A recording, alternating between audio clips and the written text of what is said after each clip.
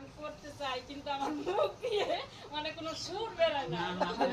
হয়ে যাবে ইচ্ছা করে কিন্তু আমার উপায় হয় না। ইচ্ছা যখন আছে হয়ে যাবে। আমি ভাবি যে আমার ছেলে মেয়ে সবাইকে নিয়ে যেন আমি ঠাকুরের চরণে আসতে পারি। তো ছেলের এখনো 11 বছর 11 প্লাস হয়নি, এগুলো ক্লাসেই হয়েছে। দুটো মেয়েকে আমি দীক্ষা দিয়েছি, ছেলেটা এখন বাকি আছে। তো বাড়িতে মেয়েরা যদি করতো না, মেয়েদেরকেও আমি ধরিয়েছি। আমার বর আগে করতো, মাঝখানে ছেড়ে দিয়েছি।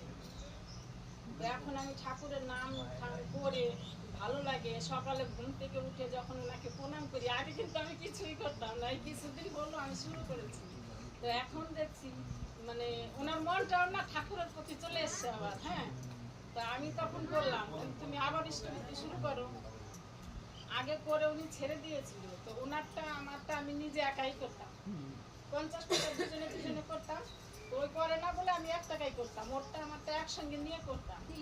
তো এখন দেখলাম যে মেয়েরাও করছে, মেয়েরা ওর বাবাকে আমি প্রণাম করছি দেখে আমার ছোট মেয়ে আমাকে প্রণাম করছে, কিন্তু বড় মেয়ে এখনো আমিও মুখে বলিনি, দেখি ওই কি করে।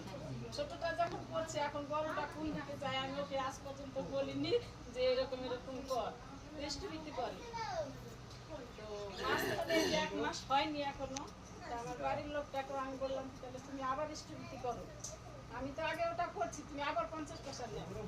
সকালে ঘুম থেকে যখন উঠলো আমি পয়সা নিয়ে ওনার হাতে দিলাম। তো এখন দেখছি উনিও করছে।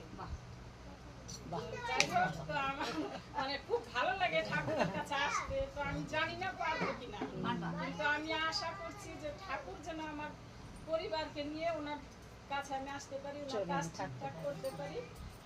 এই বলে আমার আলোচনা শেষ করছি। জয়।